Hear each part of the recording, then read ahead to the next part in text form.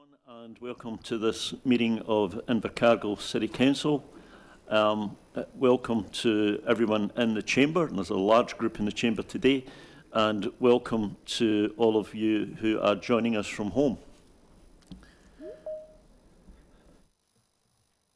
We have attendees on Teams.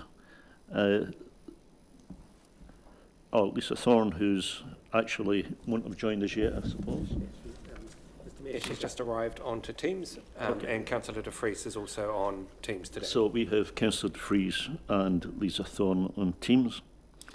We have apologies from Councillor Arnold and Councillor Broad. Are there any declarations of interest today? I'll move the apology. Oh, I'm sorry. Okay, moved and seconded. All those in favour say aye. Aye. Thank you. We received those apologies. Declarations of interest, anyone? There are none. Every meeting we start with a statement of reflection, and today we have Councillor Toe McNaughton has volunteered to do it.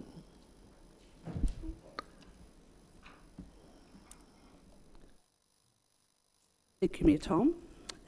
Tēnā tātou katoa, ngā mihi nui nui to you all. I acknowledge the mana whenua of this land, Kaitahu, Kati Mamoe and Waitaha, and our mātou waka whānau and tangata tiriti whānau. I would like to briefly explore two topics today: strength and diversity and legacy. I would like to share a short story with you. This is a story of a young man who sailed across the Moana to New Zealand, Aotearoa, New Zealand, with £25 in his pocket in search of a better life. After spending some time in Auckland and in Wellington, he eventually made his way to Murihiku, Southland. He arrived at a place that was very different from his homeland, a place where he encountered blatant racism. However, a place where he believed, if he worked hard, would allow him to have a more prosperous and better life.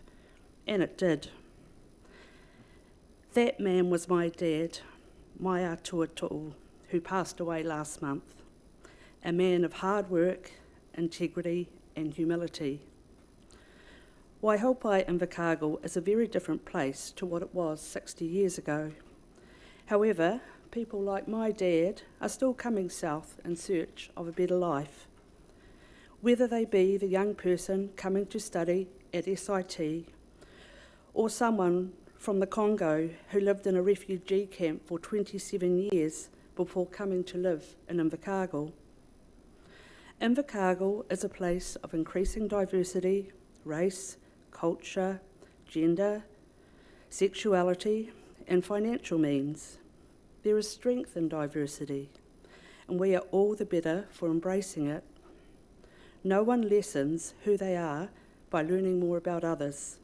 It enhances who you are as a person. Which leads me to legacy.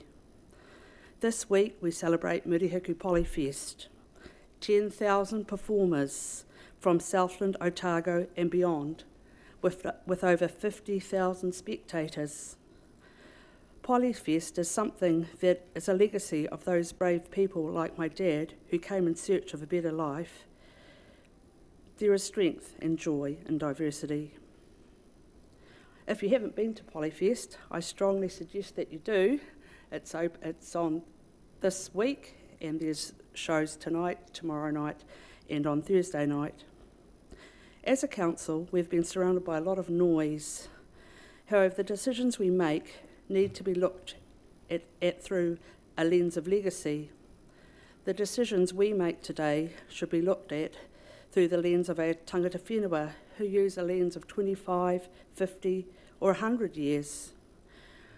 What are we leaving our children and our children's children? As a council, we need to embrace diversity of thought, people and action. We need to lead through legacy. We need to remember no one lessens who they are by learning more about others. It only enhances who we are as people. A lasting legacy is built when diverse voices are welcome, valued, and given the opportunity to shape the future. Let us be a council that lives by this. Very much, Councillor. And please accept Council's consolations on the loss of your dad. We have next the presentation of a petition. We actually received the petition electronically, so we already have it, so we don't physically hand over a petition. But we do invite any of the petitioners who wish to speak to us to come forward and, formally present it. Is there anybody who wishes to speak?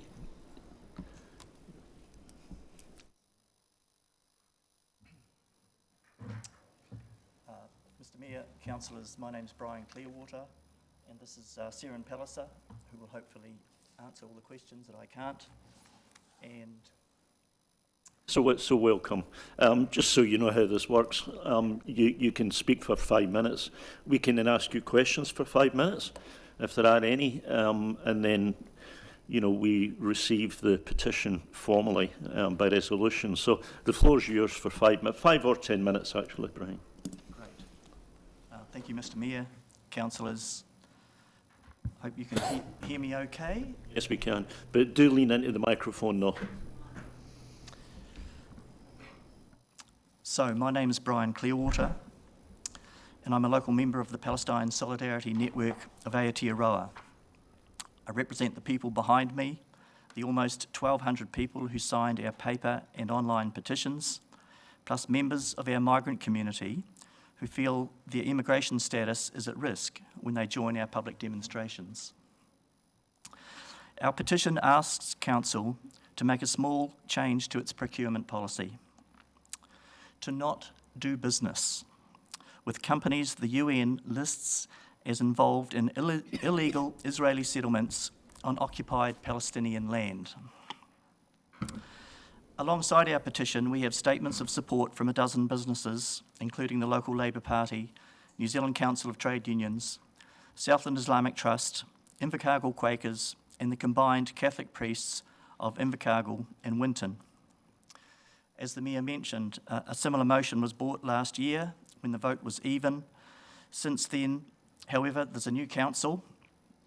The situation in the West Bank is far worse, and international law and the rules-based order we rely on is being undermined. So because 1,185 people signed our petition in just a few weeks, we've come back. Our full proposal is in your agenda papers, but in short, this is not a sanction, this is not a boycott of Israel. It's a narrow measure to keep our backyard clean.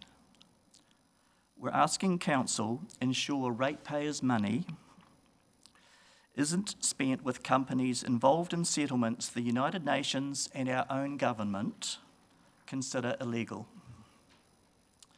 Please note, the list of companies to exclude is from the United Nations Human Rights Council, who keep it updated. It has 150 companies, and the link is in your notes. At least 6 councils have adopted this, including Environment Southland, that passed at 12-0. They found little to no cost, and councils worldwide have adopted this measure. Our proposal is based on the United Nations Security Council Resolution 2334, co-sponsored by New Zealand in 2016 and supported by all main political parties in New Zealand now. It states Israeli settlements on Palestinian land are, quote, a flagrant violation of international law and a major obstacle to peace.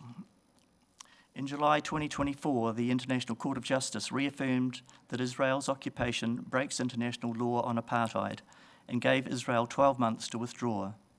It stated that countries like ours are obligated not to provide assistance that helps the occupation. So why raise this matter at a local level? It's a local issue because Invercargill has a history of taking an ethical stand. In 2022, we flew the Ukrainian flag. And in the early 1980s, we and 150 other councils declared ourselves nuclear-free, now an important part of our national identity. It's a local issue because we're here today conforming with your standing orders. Just as we in council conform to the common law and legislation, we're all obliged to conform to international law to protect our trade, our sovereignty, and our security concerns. It's also a local issue because the Local Government Act requires that social wellbeing is considered in financial decisions. Procurement Rule 44 specifically allows excluding suppliers for human rights violations, and the Auditor-General encourages Council to follow these. Since Israel occupied Gaza and the West Bank in 1967, more and more settlements have been built. In 2023, Netanyahu's government declared settlement expansion its top priority, while the world's attention was focused on Gaza. There is now 700,000 settlers on Palestinian land, 50% more than when Resolution 2334 was passed. Settlements have cut the West Bank into disconnected, shrinking enclaves. Israeli ministers now openly call for its annexation. In the year since the Council declined this motion, there were 1,800 settler attacks, 240 unarmed Palestinians killed, and 1,600 displaced. Last month, Israeli ministers announced plans for 3 settlements in Gaza and $400 million to expand construction in the West Bank.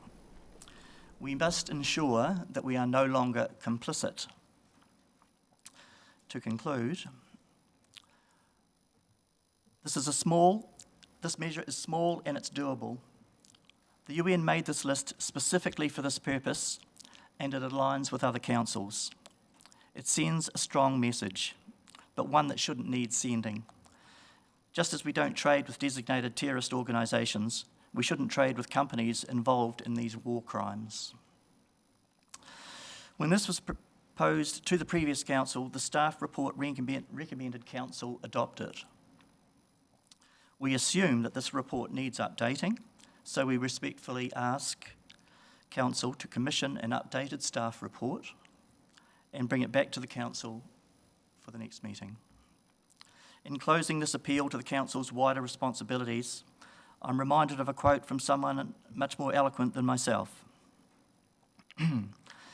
That the arc of the moral universe is long, but it bends towards justice. So accordingly, I invite you to take this small step today to help bring justice to the people of Palestine and Israel. Thank you. Are there any questions? Yes, Councillor Pottinger. Thank you, Chair.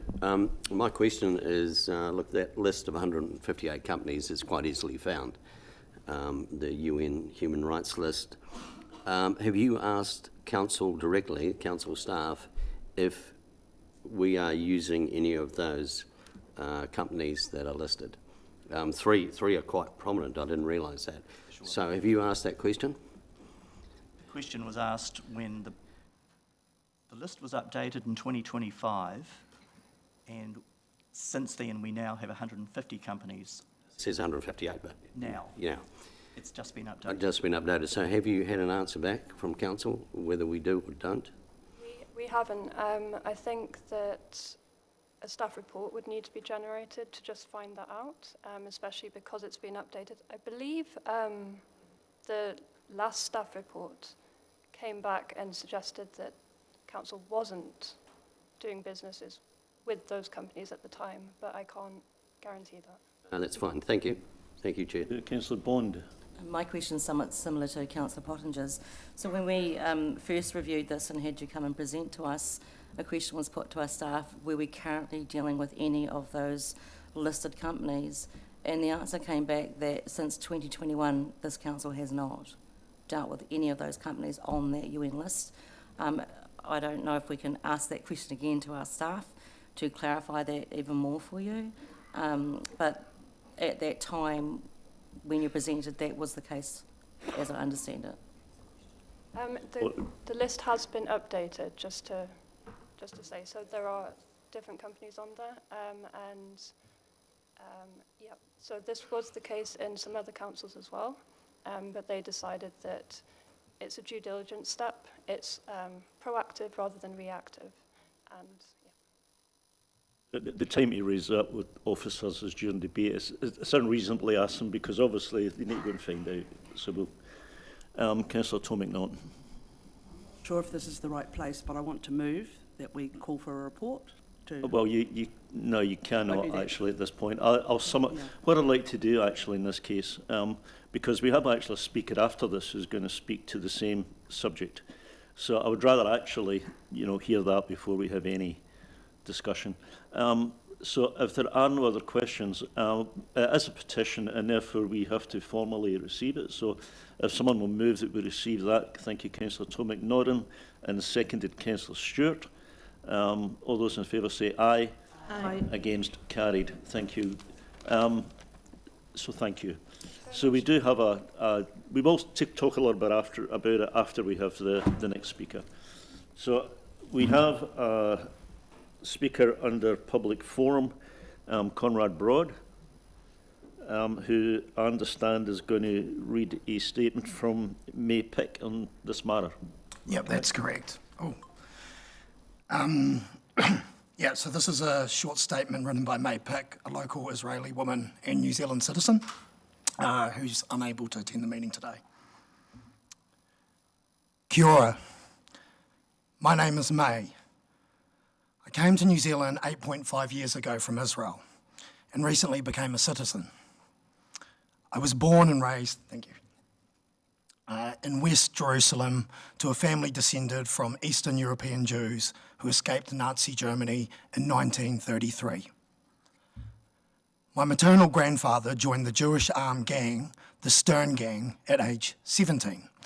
My father came as a zealous Zionist at age 18 to Israel from South Africa, and I was born into the Zionist world in 1984, knowing nothing else. I grew up in a bubble, believing what I was taught from kindergarten. I learned we were good, the Arabs were all bad, we want peace, they want to kill us.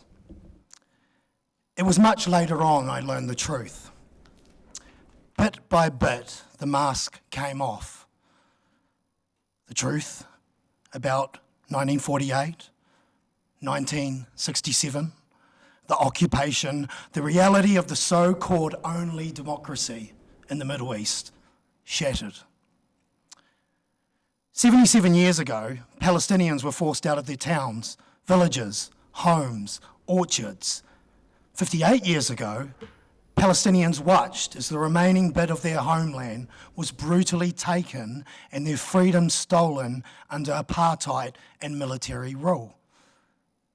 18 years ago, Gaza fell under a blockade, turning it into an open-air prison.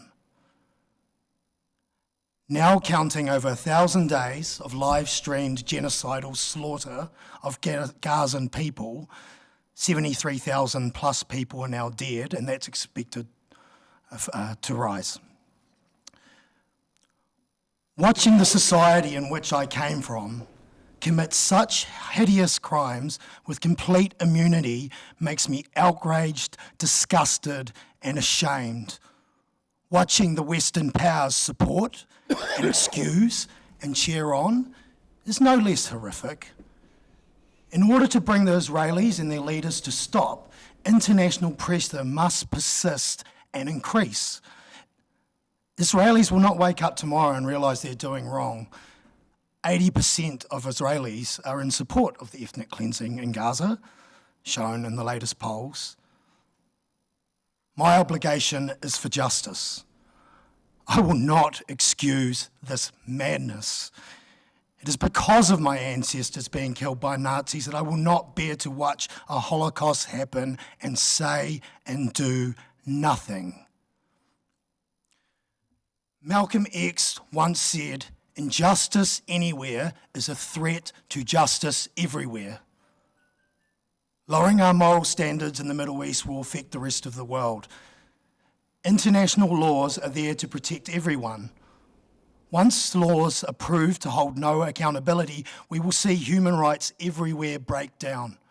Violent repressions and more wars. You can already see how the USA under Trump is becoming increasingly more violent and anti-democratic. I don't want to leave this kind of world for my son and his children and your children. Gaza is a testing ground for what we as a society allow to accept. Do not accept it. It is the responsibility of every person to demand, especially if they're in a position of power, holding the state of Israel into account does not make you an anti-Semite. The suggestion is absurd. The ones who claim it to be so are the ones using the death of 6 million fellow Jews as a cheap propaganda tool for ethnic cleansing. Shame on those who would use it as such. Dear Council members, support the procurement policy petition today. Take the significant leap in the right direction and be a leading city for justice. Thank you, Maypick.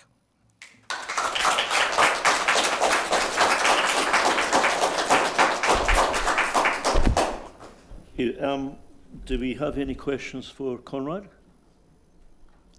No, I think your statement said it all. Thank you very much. Yeah. So we've received the petition today. It's not the policy to actually debate it and make a decision today. That's not actually how it works. There are really two ways ahead. One way is that we ask staff to bring another paper. The other is that we simply ask councillor or councillors working together to bring a notice of motion to the next meeting. Now, I have read the paper that was developed by staff a year ago. To be honest, it's still as relevant today as it was back then. I don't think it's appropriate to ask staff to write another one because it would still say the same thing. I would suggest that those councillors who are new and who have not seen that paper to go back. It's still in the archive and you can read it. And I would then invite, if there is a councillor or if there's councillors who wish to work together, they may bring a notice of motion to the next meeting on this matter, but not today. Everybody understand? Okay, thank you very much, everybody, for coming and speaking to us. Thank you. Oh, I'm sorry, Councillor Pottinger.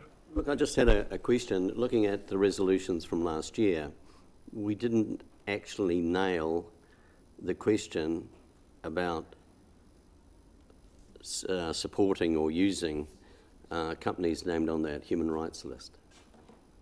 I think that, yeah.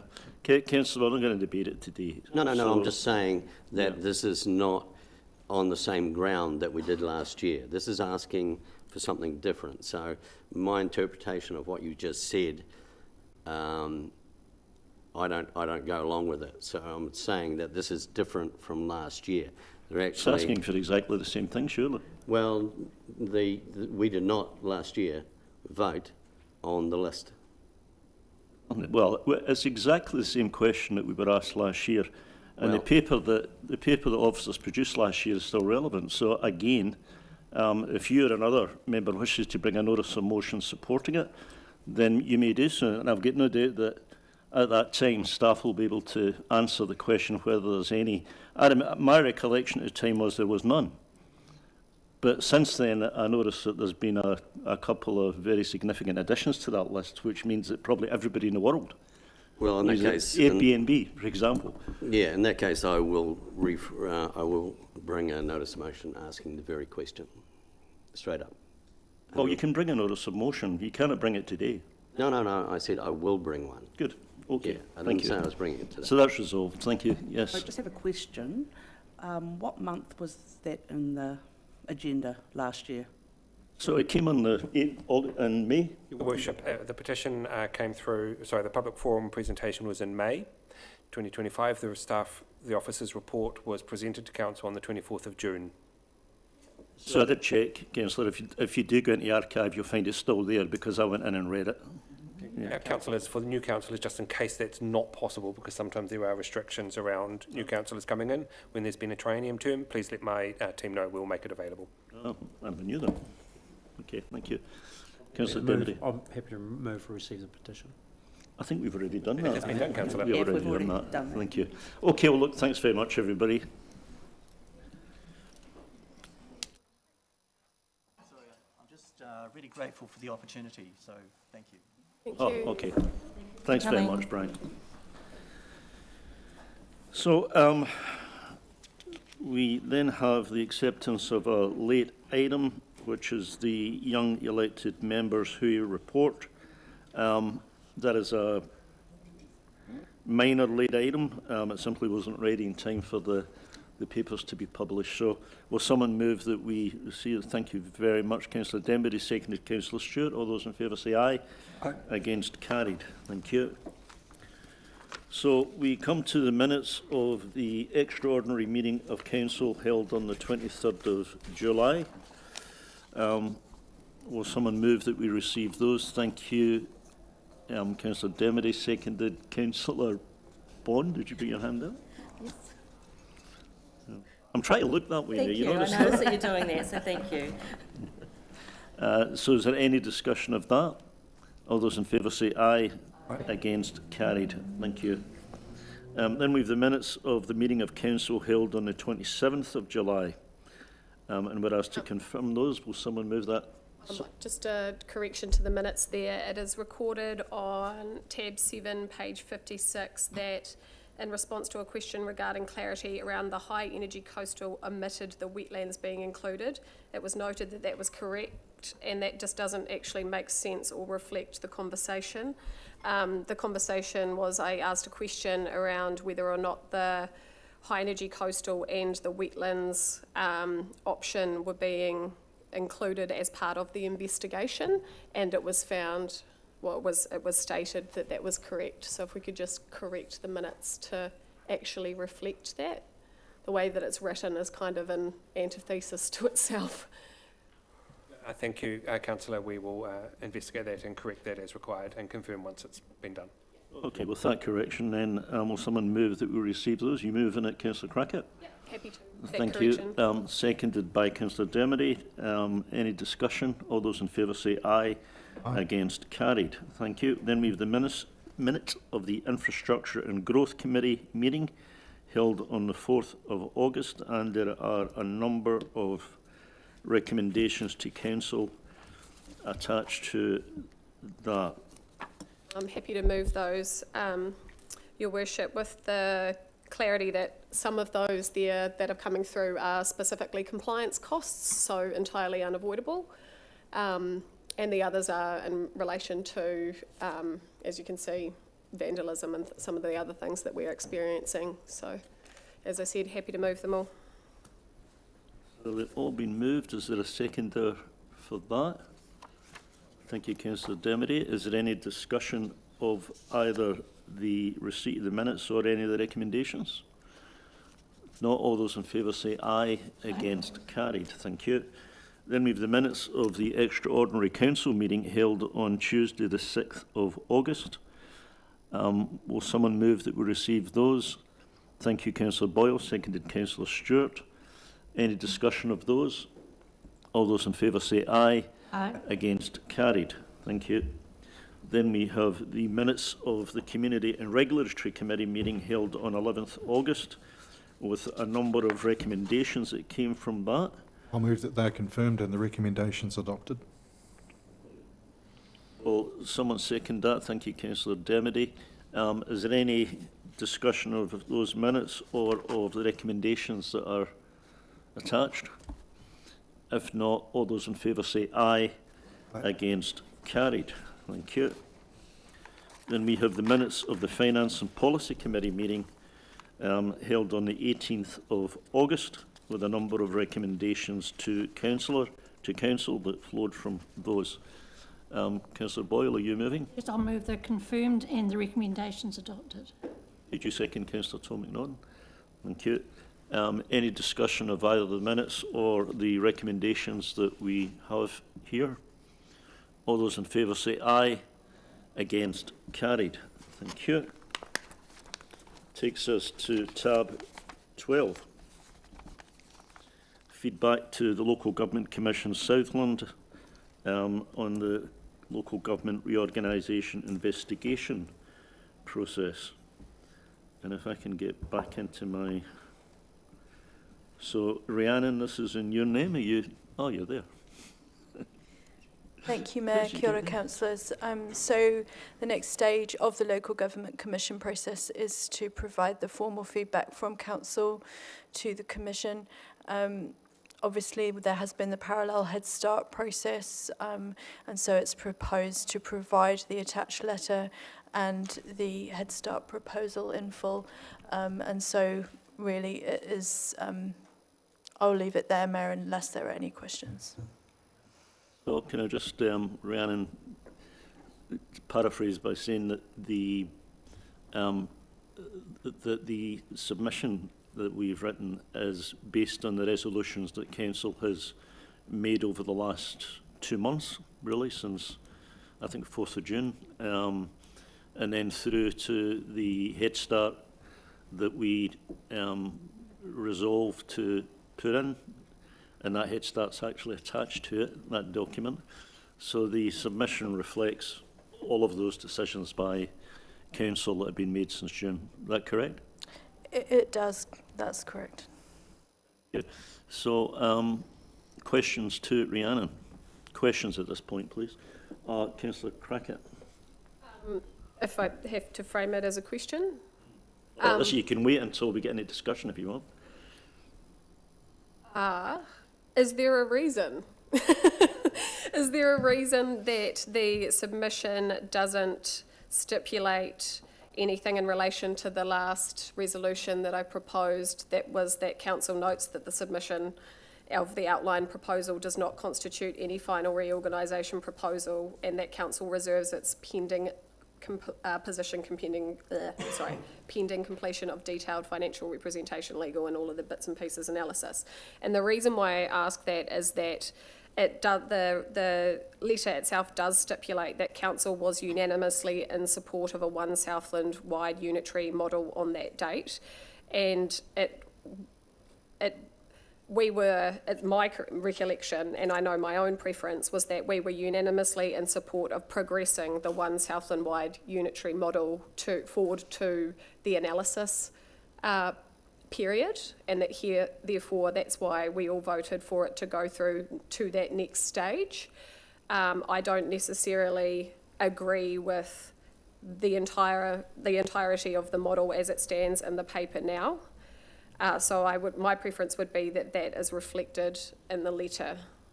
Is there a reason why there was not? Why it was not? The letter refers to the Head Start document, and it's mentioned in the Head Start document. The words that you used is mentioned in the Head Start document. Does that not cover it?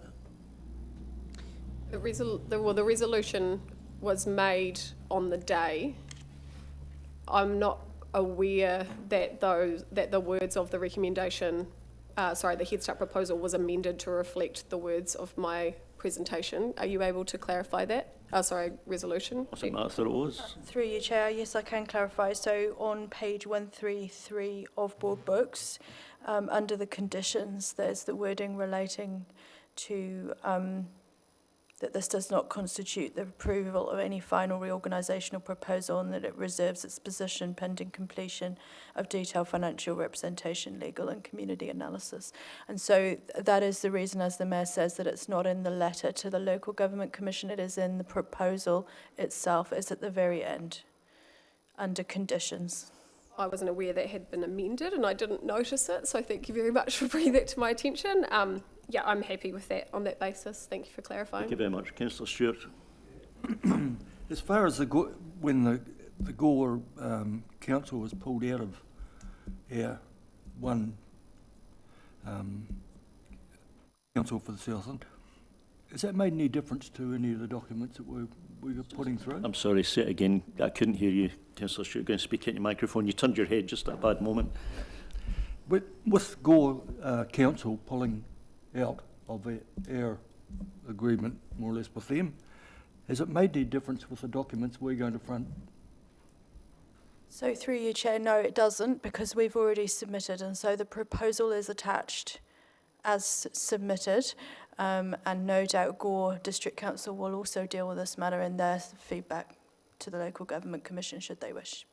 But this attachment has been provided to the Local Government Commission in the same form that it's been provided to central government through the Head Start process. So once the Head Start document is submitted to MCERT, it effectively becomes their property. So what's happened to it now, I guess we don't actually know. And they might have drawn a line through it, we've got no idea. But we don't have the authority to sort of bring it back and say, well, we rewrite it because Gore has, you know, changed its position. I wanted a clarification on that. So. No questions. So we can have more, is that a question or a? It's a question. My question, Rhiannon, is we've got the Head Start program and we've got this local government commission project, and I take it that's the one we assembled at Transport World and had a meeting on. Is that the one? Okay. So, are there differences between the two ones? The reason I'm raising that is the obvious standout one is that with the Head Start project, we were told from day one, I remember this by the Chief Executive, that there was not an option of this council going alone as a single unitary authority. We were told that from day one. Yet, we have in front of us today, under the Local Government Commission, we have an option where council could go alone or as a group thing. So I'm just wondering, as an all-in-one. So there is a difference, isn't there? You're correct, Councillor. Yes, there are two separate processes, and one is statutory, the Local Government Commission process, and one is not statutory, which is the Head Start process. So the Local Government Commission have developed the options separately of any criteria which you're referring to relating to the Head Start process. Right. So any voting or unanimous or whatever we've done previously regarding Head Start, I believe, it's my opinion, that is irrelevant to what's in front of us today under the Local Government Commission, because obviously we had to agree on some amalgamation thing, and that's the amalgamation package opted. So is it right that I say that is obviously you could use it as a reference point, but you can't say, hey, we've already done this, we're all ahead with all of One Southland, because it is new. This is new, this option. I will speak briefly to this, and then if the Acting Chief Executive wants to add anything, she could. I think that at that workshop, it was spoken to by the Commission how complicated the fact there are two processes going on at once, and they are, by their very nature, closely aligned. And so hence the proposed approach to providing the feedback to the Local Government Commission is to utilise the work that's been undertaken to this point, on the basis that it would be not efficient to start again, given the fact that the options that the Local Government Commission have come up with are in almost all points substantively similar to the items that Council considered in its earlier meetings regarding options. And where there were differences, those were noted in the earlier reports. That is why there's a cover letter, and we are not simply providing the proposal in and of itself. That's the reasoning for the way that we've developed the feedback. I'm not sure if that covers the whole question. Just finally confirming, and my last question is that at no stage during our commencement and completion of the Head Start program did we consider just a single Invercargill City Council option. That's correct, isn't it? We did not consider. Sorry, can I just chip in a little bit? Remember that we have not only resolved at the Head Start discussion in June and then July and then in August before that we actually submitted it, that we supported One Southland. but also when we originally submitted to the Local Government Commission, to the Commission now, last year, we expressed a preference for One Southland. So with all due respect, can I ask my question? I thought you just had. No, I hadn't. Rhiannon hadn't answered. You jumped in and gave a soliloquy. Sorry. No, hold on, Councillor. Hold on. Listen. Now, you can actually sit there and be rude, or you can sit there and take part in this meeting in an appropriate manner. Now, when you start talking about soliloquies, there was no soliloquy. I expressed about 2 sentences. So why was So why Rhiannon... don't you just ask your question, but Okay. ask it politely? So why was Rhiannon not able to answer the question and you answered it for her? Can I ask that question? Because I wanted to point out that we had previously approved One Southland as an option when it went to the Local Government Commission, not only to Head Start. Right, I will re-ask the question. My question was about the opportunity that council had to debate and process the option of a one council only solution. Now, we didn't do that because we were told on day one under the Head Start program, no, you can't do it. It's just not in the rule book. So that's, we didn't do it because of that, did we? Because it wasn't in the rules. It wasn't really put forward to us. When I looked at all the slides that were up there, it was, sorry, you have to look at some amalgamation thing. You can't do the one council. So, I've got 2 hands up, actually. Are either of them points of order? If not, we'll continue with this, but I just noticed people put their hands up. Not points of order? I'll make a point of order. I think that's an unfair question on the staff member, because as you've pointed out, Mayor Campbell, we've had a very clear process, and as part of the considerations of council going back to last year when the Local Government Commission process was kicked off, and then subsequently with the Head Start process, the council has considered at least 4 times what is our preferred approach, and at each of those times it's been the view of this council as a majority that a One Southland is the preferred approach, right? So through those discussions there's been consideration and discussion around, well, is it a city only, or is it a Southland, or 2 or 3 or different models? So the point that the council is asking, in my view, is being covered by the fact that we've had the discussions through that process. And so I think it's unfair that the staff member gets asked the question, because it's clear, and I'd be happy to take feedback from the other councillors that have been part of that process. That is my recollection of it. At no less than 4 occasions we have considered a number of options, and we've always landed on One Southland. Yeah. As where we Now, having said that, Councillor Pottinger, if the thrust of your question is, can we change our mind at this point, then of course we can.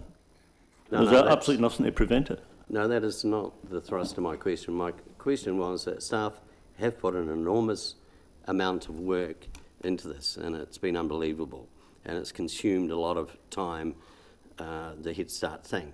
But as I said, right from day one in the slide presentation, there was no choice of, I'm talking about choices. I'm not talking about what council decided it preferred or wanted, because I remember sitting at the top of that table and saying quite clearly when you took everyone around the table about your options, I said us on our own, okay, and then I got corrected at the end by the Chief Executive who said, sorry, Councillor Pottinger, it's not something... Councillor, can you ask your question? So I'm just saying, this is why I'm asking the question.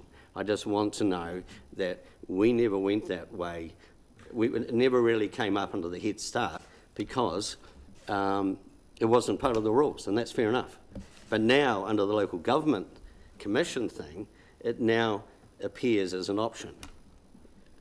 So I'm not 100% sure that I understand the question, but I will try and then... So I think what you're asking about is regarding, did we consider both of the Local Government Commission options as part of Head Start, which we did in the paper, and I'm sorry, I can't remember the date, and maybe the governance manager will assist me, in the paper before the proposal. During July, I feel like it was the 23rd of July. So both options were discussed in full and it was discussed against what the Local Government Commission was saying about those options.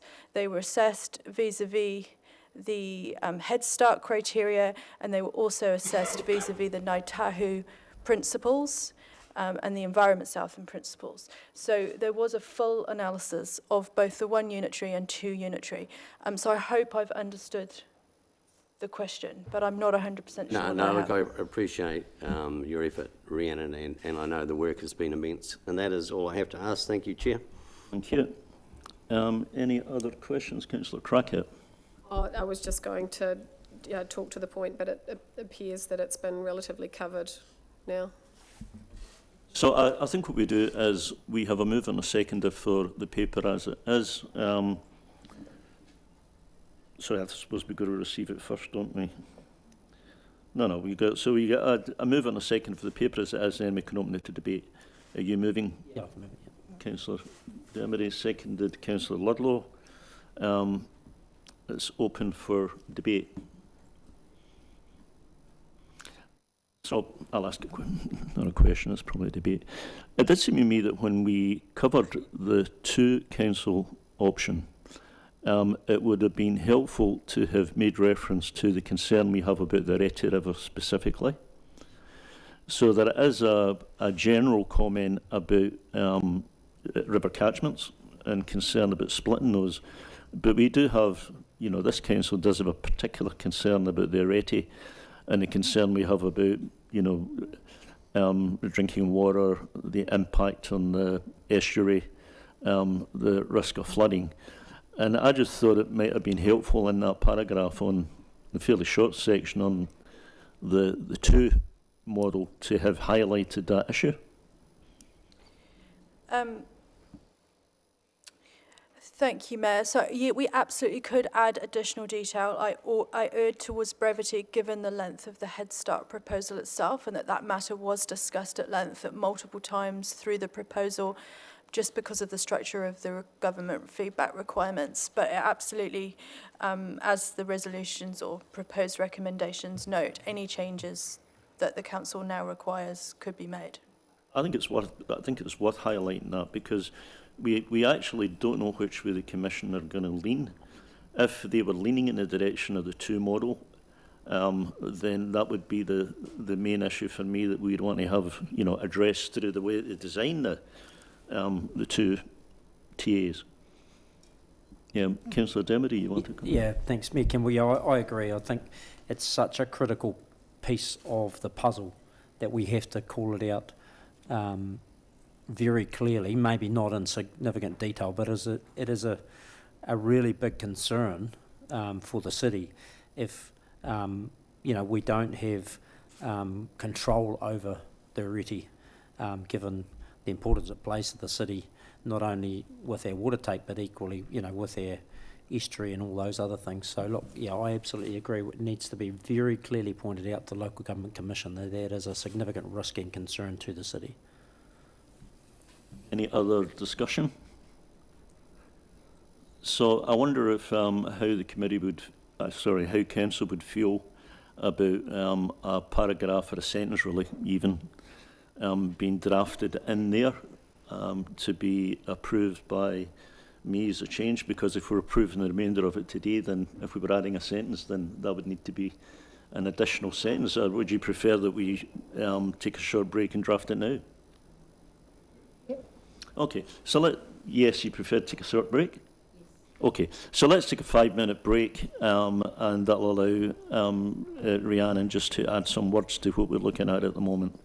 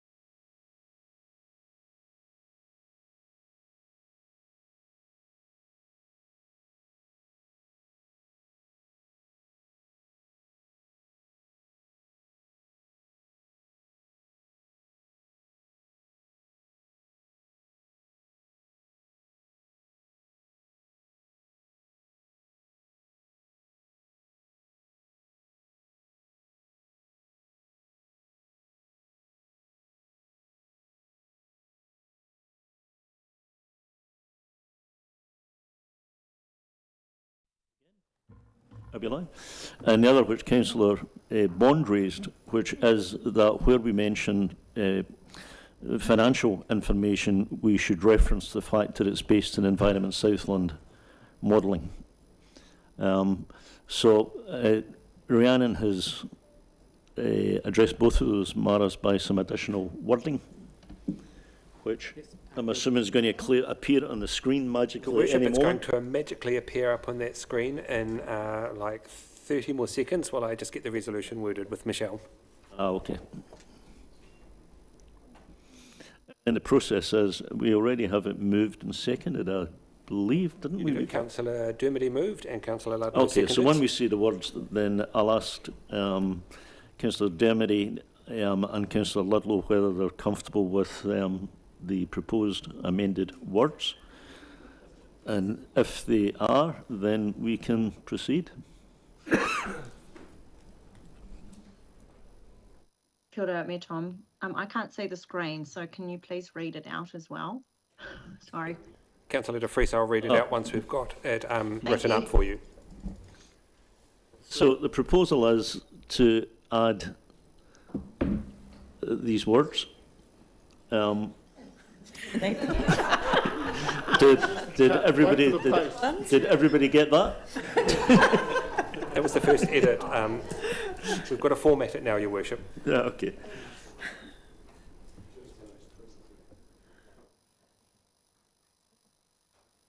Sure, the Southland Times got it. We can read it. If we cannot get it back up on the screen, we could read it in the Times tomorrow. Read it online this afternoon.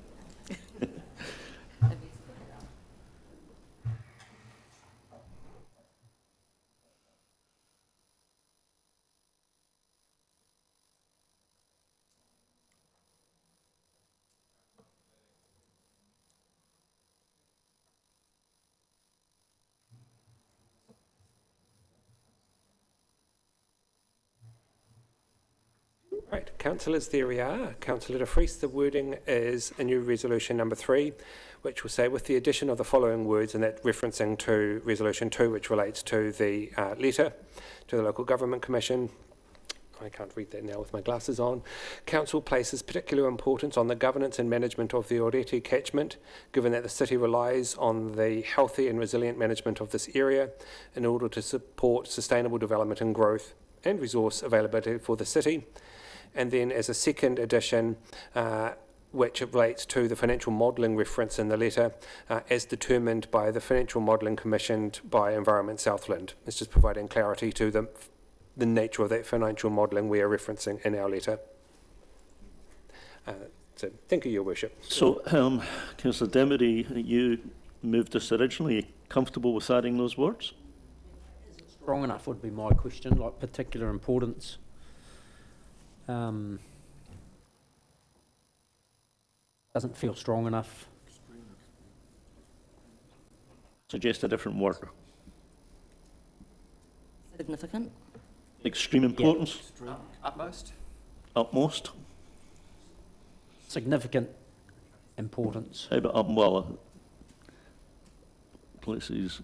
I think utmost is a stronger word, actually. Yeah, okay, we'll put utmost then. I'm happy So with could it. we change that then to the utmost importance as the mover's recommendation? Seconder is supportive of. No, I'd like utmost out. Since he suggested the word. Significant then? I'd not add anything. It's importance. This is the utmost importance. So you need to add the word the. Yeah. I'm not going to die in a ditch over it. I made the point. Yes, I'm comfortable with that change. Thank you. So the mover and seconder are comfortable, and it's actually the addition 2 of the words on financial. Yeah, I think that's okay. a good idea. So with that, we have a mover and a seconder. Is there any further discussion before we? Yes, Councillor Pottinger. Can the 3 items be voted on individually? Is that a request? That's okay. Absolutely. So can we, now that we've moved and seconded them together, can we vote them individually? You can take each item. You've just got the same mover and seconder for each of the 3. Okay. Comfortable with Okay, so the first one is that we receive the report. All those in favour say aye. Aye. Against? Second is that we confirm the draft feedback to the Local Government Commission, noting any changes required. Well, that's what we've done, but anyway, all those in favour say aye. Aye. Against? Carried. Number 3. Against, please note that. Okay, all those say aye. Aye. Against? Thank you, and you wish it recorded, Councillor. Okay, so with that, completes that paper. Thank you.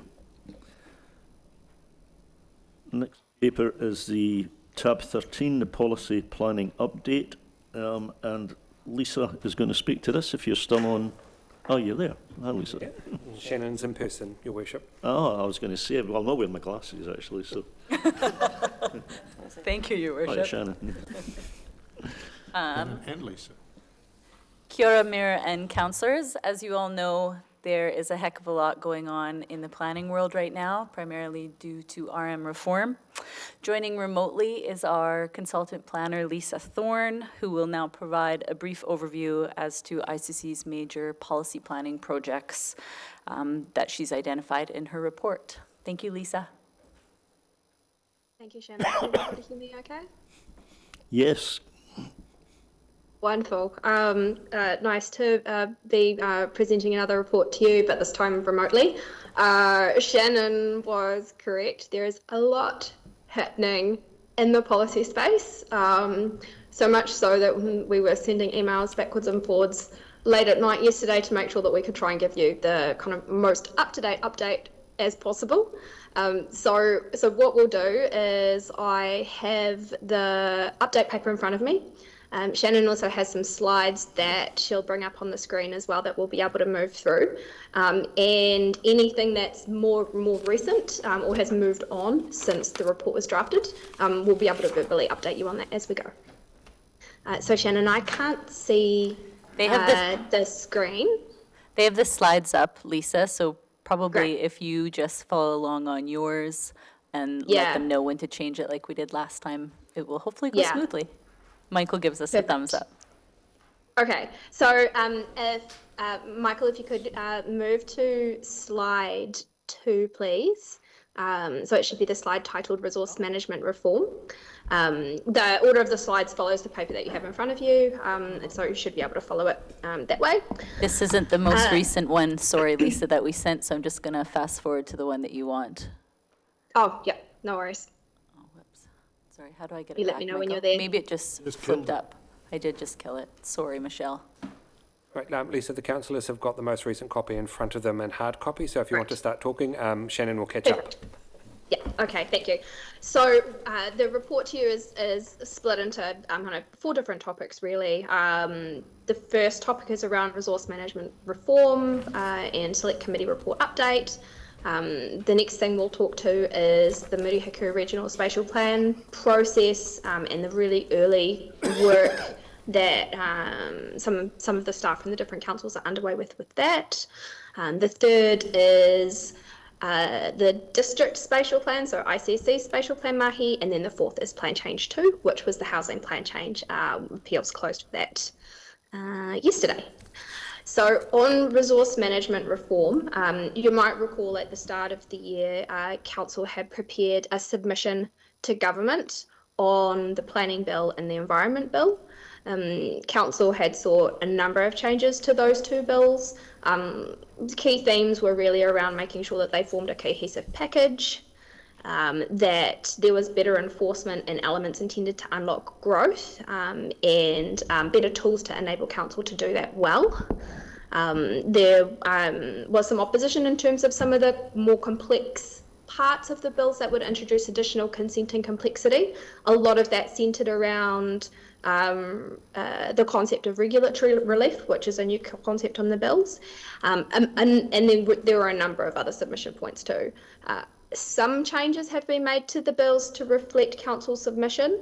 Most have not. And I think it's probably also an important point to make that some of the changes that Council had sought, the outcome in the Select Committee report is essentially further away from what was sought in the submission as well. So a easy or a simple example to talk to there is around Māori participation or Mana Whenua participation in planning processes. Suffice to say that the Select Committee report is a snapshot in time. As you can see up on the screen there are currently, as of last night, 750 amendment papers to those bills. A number of those from the current government and a number of those making some significant changes to what we saw in the Select Committee report too. So I've just in this slide touched on a couple because I didn't have time to look at all of them, but I think I've kind of captured the key ones that relate to Southland and Invercargill. And there are, I think I've got 3 key bullet points there, which are around making aquaculture consenting easier. And most of you will be aware that the Hananui Fast Track application was recently granted. One of the consenting issues that application faced was significant landscape values in the coastal marine area. You might recall that the previous Hananui application was declined. That was the reason for that decline. So some of the changes that we're seeing put forward in amendment papers are essentially to address the issue of aquaculture in areas that are more than 3 nautical miles from shoreline being excluded from the types of landscape effects that you would consider closer inshore. So what the implication of that is that there's more opportunity essentially and less constraints in areas of the CMA if that amendment goes through for activities like aquaculture and potentially other activities as well. There are also changes to spatial planning requirements. So some of the bottom lines or environmental bottom lines that we had seen in the original bills have been reduced. So there'll need to be a bit of mahi over the next month or two to understand how whether the amendment papers are adopted and then what the final requirements of regional spatial planning actually looks like. But it looks like that's essentially still in a bit of a state of change. The third thing is the introduction of urban land market officers. This is essentially an office that will review how enabling a council is in terms of competitive, largely like housing land, and make recommendations to local government and central government if competitiveness requirements aren't being met. So those are 3 of the changes. There are many, but hopefully that gives you a snapshot of the sorts of changes that we're seeing coming through. Probably just the last point in that is overall the design of those 2 acts remain unchanged. So the proposal is still a planning bill and a natural environment bill with a regional spatial plan and a regional combined plan, including spatial planning, environment planning and land use planning as one package. Shannon, did you have anything to add to that? Nope, carry on, Lisa.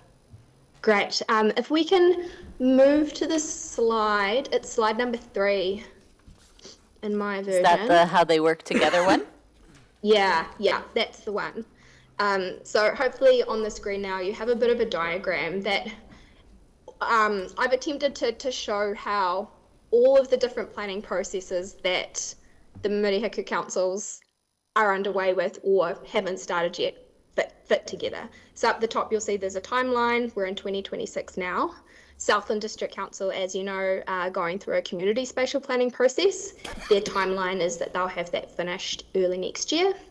Well, we've started the Invercargill District Spatial Plan, and the intention is that that will be completed mid-next year. The outcomes of those 2 processes then feed into the Murihiku Regional Spatial Planning process, which hasn't started yet, but starts when legislation kicks off. And that is a requirement in the Act that is required to be notified by June 2028, with decisions by March 2029. In tandem, kind of halfway through that process, councils will likely then start preparing the land use planning parts and the regional environmental planning parts. That's required to be notified in December 2029, and then decisions on that December 2030. So one of council's submission points was around providing a bit more time for that process to happen. Government has listened to that. That was a submission that a number of councils and organisations made. So overall, I think there's about 9 months added to the timeline compared to the previous bills that we saw, which is a relief because, as you can see, it's a pretty tight process. I think that's all I'll say. Lisa, before you leave that slide, what happened to Gore? Yes. Gore is not currently undertaking a spatial plan. The reason for that is they've just recently done their district plan review. Before they did their district plan review, they had, I'm not quite sure if it was a spatial plan, but I do know they went through a growth exercise in terms of identifying future growth areas and essentially zoned that through their plan review. So my understanding of their situation is that they're comfortable that the future growth that they need has already been zoned through their recent plan process. So effectively then, given that we've got to have a regional plan which includes all three of us, you're saying that what Gore already has done will be sufficient to actually represent their part of that overall regional plan? I'm not entirely sure whether it would be wholly sufficient. Typically, when councils look to zone future growth areas in their plans, they'll look at a 10 to 30 year horizon. Obviously, that's a pretty big margin.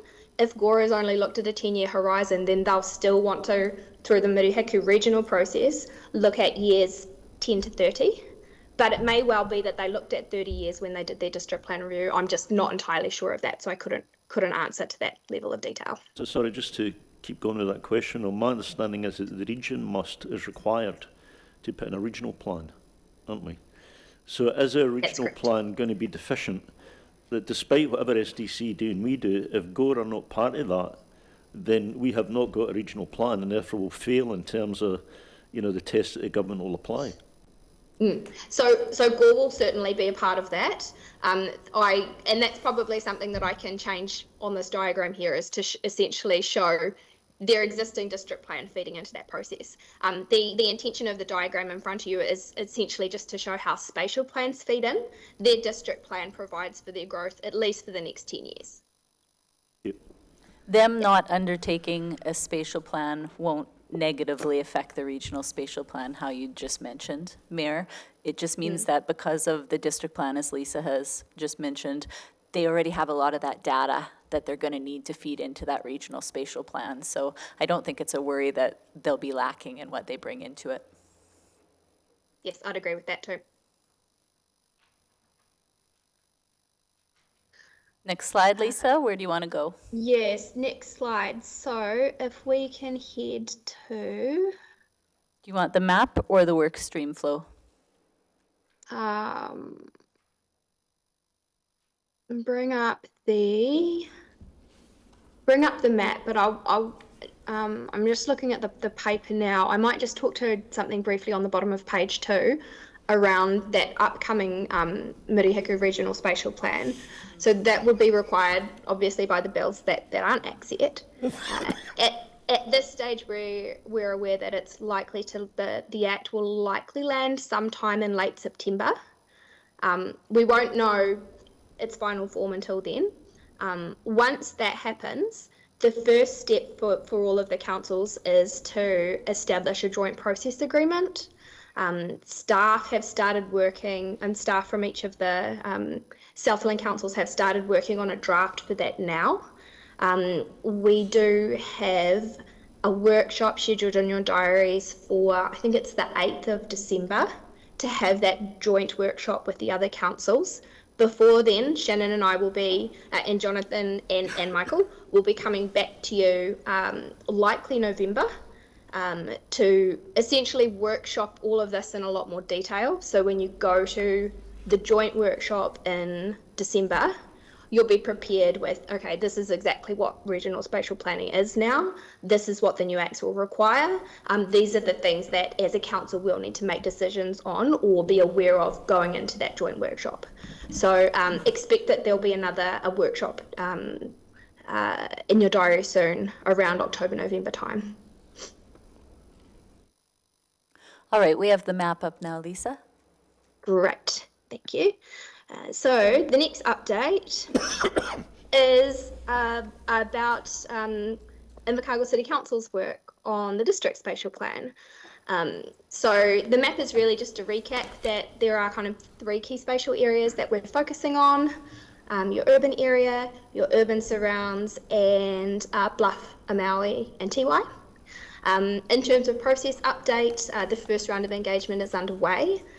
So if you look on the Let's Talk page, you'll see there's an engagement page live for the spatial plan now. There's a public survey open, and we started about a week and a half ago the first workshop, and we've got workshops with various groups and stakeholders going through essentially up until the end of September. All of that information will be collated. We'll be able to report back on people's issues and aspirations for Waihopai in around about October or November in terms of next meeting date. Alongside that, the analysis work is being undertaken too. So there are evidence reports being written. Those 2 things will come together, and then that will form the basis of identifying options, which is the next step. That's probably all I'll say on the spatial plan, unless anybody has questions at this point on that too. I just have one small point to add, Lisa, is that we are trying to align with SDC as much as possible in terms of engagement. You know, if they're speaking to specific groups, we're trying to speak to them at the same time, just so that obviously we're not going out to people 2 or 3 times for all these separate things. A critical piece of work, actually. And in fact, my column in the Southland Times this weekend is actually on spatial planning. You'd never have thought that. But if you, I mean, so a bit of the context of that, if you go back to the last time Invercargill had a growth spurt, it was between sort of 1962 and 1973 when it saw Tiwai open up and it saw Lorneville open up, and there was a few other little things happening at the same time. And during that 10 years, the population increased by 30% in 10 years, right? And as a result of that, you know, you saw the opening up of areas like Newfield and Waverley and so forth, areas that were less developed up to that point. And if you look at where we are today, and since then, by the way, since 1973, the population for the whole of the remaining 50 years has increased by 4%, sorry, 5%. It's increased by 5% in the next 50 years. So it went 30% in 10 years, 5% in the next 50 years. And if you look at the things that we're looking at coming up, you know, between aquaculture and all the other things that are coming over the horizon, that not all will get built, but some will, we're looking at another growth spurt. It could be another 30%. It'd take us above 70,000. If it was the same sort of growth spurt as there was back in the 60s, it would take us above 70,000 in the early 2030s. So, you know, this work. And a lot of those folk will only want to live in Invercargill. A lot of that developments in, you know, the Gore district, for example, or, you know, that are you know, pushing up towards Winton. That a lot of that development is going to actually be in other parts of Southland. So doing this regional spatial plan now is absolutely critical. Yeah. Anyway, sorry I interrupted you. And that's really good context. Shannon and I, we sit in on a fortnightly management group of the other Southland policy managers to discuss essentially how we knit it all together and how we put plans in place before regulation or before legislation lands. So we've got something to start with to workshop with the councils on in December, because knitting it together, that sounds easy, it will be complex, and we have very little time to do so. So all of the thinking around how that happens and how we respond to growth too, because you're right, it could occur anywhere in Southland, and there are a lot of different variables about how the region will grow, how the district will grow, and that's one of the important tools that a spatial plan can provide is when is that trigger to respond to growth, and how agile can you be in planning for the uncertain. So it's an interesting piece of work to be busy with. There's certainly some really cool challenges and opportunities through it, and I think it's good that the regional policy managers are all working together to figure out, you know, how we can go about doing this collectively. Before we move off spatial planning to the next topic, plan change, but before we move off that, Grant, you've got a question, and anybody else, if they want to ask a question and make a comment on spatial planning? Yeah, it's a question, thanks Mayor Campbell. Just with respect to the map, and interested to understand how those areas have been grouped together, particularly the bluff, or the yellow area. What's the sort of, what's the why around how they've been grouped together, those areas? Is it around need or is it around similarity of land, or how has it been formulated?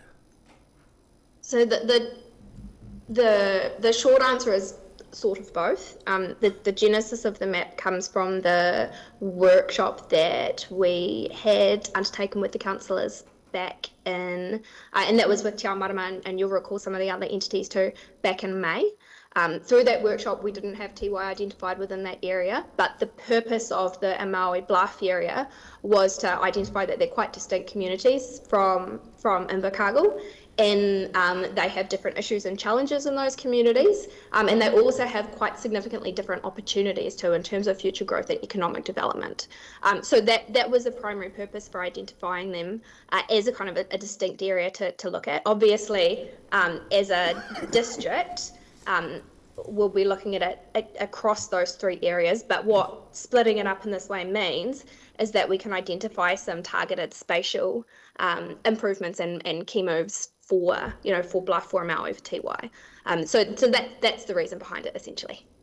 Yeah, I suppose, thank you for that. It's just that it's quite particularly a diverse area. You've got ecological sites, you've got heavy industrial, you've got populated areas, you've got farming. It's probably the most diverse piece, and so will the planning enable those different sectors, let's call it that, to be able to function, even though they've got very different and diverse needs and thoughts? So what a spatial plan can do is it can identify subset maps within a geographic area. Right. So just because the area is diverse, it doesn't mean it necessarily has to be one generic map, with different symbols and colours. If there's a reason to take a forensic look at a particular part of that area, then that can be done through the spatial plan too. And I would fully anticipate that for that area, that's probably what we'll end up doing particularly for Maui and Bluff as settlements. Great. Thank you. Okay, let's move on to plan change 2. So Shannon, you can skip 2. I have it up. I don't know what number. I have it up already, Lisa. Wonderful. Okay, I just need to find it in my slide deck now. It won't take me a minute. I can start by pointing out that, as you know, when she wrote this report, our appeal period hadn't closed, but it closed yesterday. So that's great to get to that milestone. We've had one appeal, and we're just starting to work through that now. As listed on the page, it was from IPI Properties, which is one of our housing developers primarily based in South City. Take it away, Lise. That is pretty much it. I think Shannon summarised it. We have a strategy meeting tomorrow morning. Shannon, myself and Michael Morris to talk about approach to the appeal. And as I set out, I think in this paper, in a previous paper to you as well, the first step is always to try and see if we can go to mediation and reach a resolution through consent order using that method. Thank you. If there are no other questions or comments, we're asked to receive that report. Will someone move that? Thank you very much, Councillor Boyle, and seconded Councillor Tom McNaughton. Any other discussion? Those in favour say aye. Against? Carried. Thank you. Thank you. Thank you. Takes us to tab 14, and we have Corinne with us. Health, safety and wellbeing update. Through you, Chair. So I'll take the report as read and ask for any questions that anyone has about them. Are there any questions of Corinne? Councillor Tom McNaughton. What does vicarious trauma training involve? So that's helping our teams deal with trauma that's come via somebody else. So it's not direct trauma, it's dealing with somebody else's trauma effectively. Does that answer your question? There are no other questions. If someone will move that we receive the report. Thank you, Councillor Tom McNaughton. Seconded, Councillor Ludlow. Did I see your hand get up? None. If there is no other discussion, then all those in favour say aye. Aye. Against, carried. Thank you. Takes us to tab 15, Local Government Management of Local Authorities Amendment Bill. That is in Michael Morris's name. Yes, thank you, Your Worship. So this is a bill that has been introduced into Parliament. It is now open for submissions. It is mercifully a short bill, but is one that it impacts on councils, and as ever, council should, and officers' opinions, always submit on matters that relate to it. And accordingly, this is open for submission. Essentially, what it's doing is spelling out. The bill is seeking to spell out a very specific management role for councillors to be involved in and direct the chief executive relating to operational measures within the organisation. The only exclusion is hiring of employees. And because the submission period closes on the 18th of September, so ahead of the next council meeting, there are two options. Your Worship, you can call an extraordinary meeting to consider a draft submission if the council wishes to put one in, or you can, in addition to yourself, have some other councillors, and for example, it could be the committee chairs, to determine to approve the resolution once, the submission once drafted. So guided by Your Worship on how you wish to deal with that, and happy to answer any questions such as I can. So, questions to Michael? There are none. So, first of all, we'll receive the report, so let's do that now. Thank you, Councillor Crackett. Seconded, Councillor Dermody. Any discussion of that? All those in favour say aye. Against, carried. So then we are asked whether we wish to lodge a submission on the bill, and I'm going to open that to discussion. Councillor Crackett. I would like to resolve that we do lodge a submission to the bill. That we do. That we do. Do. Yeah. Okay, so we'll make it a moment, then we'll discuss it. So you seconding that, Councillor Ludlow? So the motion is that we do lodge a submission, and obviously what that submission includes is what we're going to talk about next. But any discussion of that? All those in favour say aye. Aye. Against, carried. So we've decided to lodge a submission. Now we've got to talk about what that submission should say. Councillor Crackett, have you got a contribution you want to make to that? Yeah, sure, thank you. I think that this is entirely unnecessary. If a council is exercising its governance abilities under the Act that as it's prescribed, as it stands, there should be absolutely no reason why this would have to be written into effect. You've got the ability to do that now. It's just written differently. If you go, to me, it screams overreach and into operational matters. That is absolutely not the intended purpose of a governance body such as a council. I understand the movement towards more prescriptive, corporate type, non-for-profit, board management type ethos that you can see that is somewhat rife through some of the national politics that are going on at the moment. But I don't fundamentally think that this actually would substantially change what the intent of the Local Government Act is and provides for now. Other comment? Yes, Councillor Pottinger. Look, I would totally support what Councillor Crackett has said. I've known the Local Government Act for 16 years now, and have never experienced a time over the 16 years where I've thought about change or relationship with management, and I think it works very well now. We have a role of governance, and there is a separation between the two, and I appreciate what Alex has said. Comment, anybody? So my own view is that it's completely unnecessary. I think actually the change of wording changes actually nothing at all, because at the moment, if council resolve something, then the chief executive follows that instruction, and that's what the words say, but it's exactly what the situation is now. If it's intended to screw the scrum a little bit more towards having a more executive council, then it would need to be a complete review of the whole Local Government Act. Just changing a couple of sentences, just changes like one piece of jigsaw puzzle, and then suddenly nothing fits anymore. So I think for me the key word is probably unnecessary. It simply states in a different form what already exists now, and I think if our submission said nothing more than that, then that would be sufficient. Would anybody, so we picked up the word unnecessary, would anybody disagree with that assessment of what we should say? Okay, so we've got the bare bones of what we're going to say.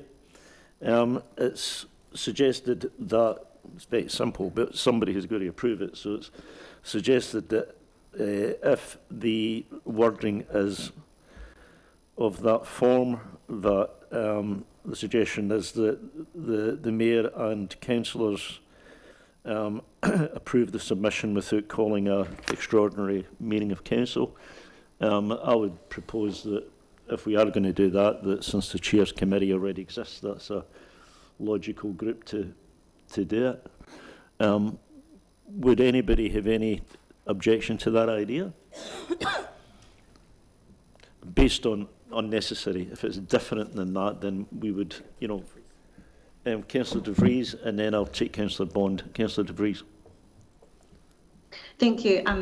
Mayor Campbell, look, I don't disagree with you, and I'm happy for your suggestion.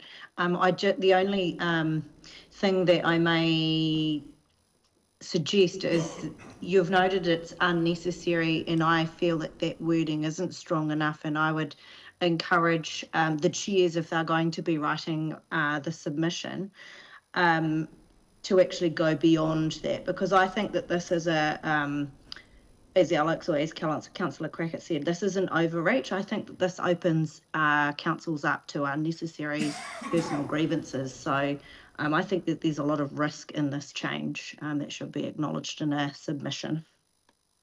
Councillor De Vries, the only thing I'd make in that is we can, on the one hand, say it's unnecessary because it already exists, and then on the other hand, say that it's a dangerous change because you know, it's either one thing or the other. I mean, it does seem to me that the critical thing about it is that the Local Government Act already says exactly what this says. Really, there is no real change. So while it might be intended to change things, in reality it probably does not. But I take a point that maybe the word can be a little bit stronger than necessary. That it maybe that it takes it in a direction which we don't support. Maybe it's a Yeah. And it just, well, maybe I need to clarify then, if you don't mind if I ask a question, because my understanding in reading this, that this was going to give councillors the ability to engage directly with staff. So have I interpreted that wrong? Through you, Your Worship. So, respectfully, a little bit, yes. It gives you more operational direction on the Chief Executive and how the Chief Executive implements governance decisions, as opposed to enabling councillors to be directly directing group managers, and other staff. It's that division is still there, but it means that you're more operationally involved with the Chief Executive. And obviously, direct supervision is open to interpretation. I'm not going to go there today because that is a world of opportunity for lawyers to get involved. But I think in terms of your concern, the Chief Executive will still be the person that you will, as the Governance Board, be directing and managing. Yeah, which is good. That's what we should retain. Yeah. So now I'll take Councillor Bond first before I suggest what I was going to suggest. Meg, I was actually pointing to Councillor De Vries so that you could see her as she had her hand up. Okay. So look, what I would suggest is that we do, that the Chairs Committee does agree a form of words with officers who will, of course, write it, but we'll agree a form of words and then we'll email it to all councillors just for them to have a look at before we actually finalise it, if people are comfortable with that. Okay, so we have a... Just, Your Worship, you can now resolve Resolution 3, which is delegating to yourself and the chairs to approve the submission. Okay, so, but I will undertake that we will, once we've got words, we'll send it around and let everybody have a look at it. Okay, so with that, will someone move number 3? Thank you, Councillor Stewart, seconded by Councillor Boyle. Any discussion? All those in favour say aye. Against? Carried. Thank you. Takes us to tab 16, which asks us to decide now which way we want to go with the voting for the 2020 elections. Yes, thank you, Your Worship. There's a small collection of reports from me. So this is the second of those. This is the first of the electoral ones. 2 years before the next election, you're able to make a determination on whether which voting system council uses, to retain first past the post as the status quo, or to change to a single transferable vote. That is something that is determined each year. Obviously, this time there is a lot of uncertainty, particularly with Head Start and Local Government Commission amalgamation approaches out there. The decision is entirely one for you. If there is a change or there is not a change, you keep the status quo, we have to make a public notification of this on our website, which then invites the community to demand a poll. We need 5% of the voting public in Invercargill to demand the poll, and then you will be required to conduct that poll ahead of the 2028 elections. Important to note that the cost of a poll will be approximately $200,000 for the city. That's not a reason not to do one, and of course council can also decide to hold a poll. You can hold a poll in advance of the 2028 elections, or you can also hold a poll at the same time as the 2028 elections if you're interested in changing that. Obviously there is a lot of moving parts to this at this current time, particularly as I said with Head Start and Local Government Commission, but it is always good practice for council to make a determination on which voting system we will be using in 2028, noting that any decision you do make may be subject to change should there be an amalgamated council heading into the 2028 elections. So I just need to make that caveat, Your Worship. So a quick question from me, then I'll open it to other questions.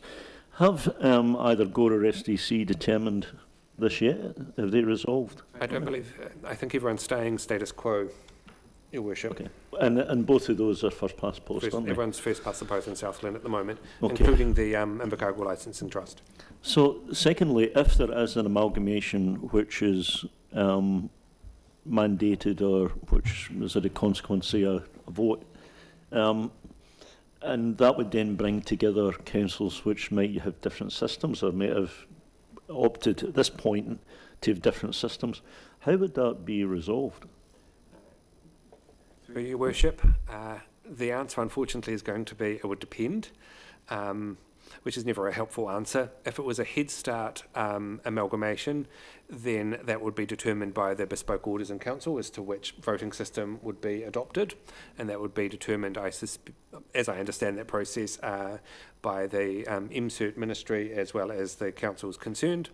If it was a Local Government Commission, the Local Government Commission would determine that as part of their transition plan.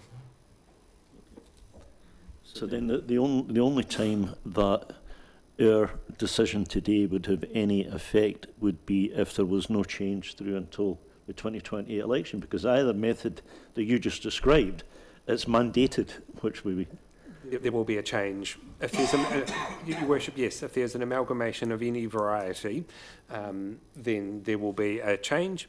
If there is no amalgamations, for example, the Local Government Commission poll is defeated, then your decision would then take effect for the 2028 elections.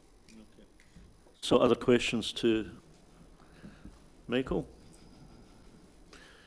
There are none. So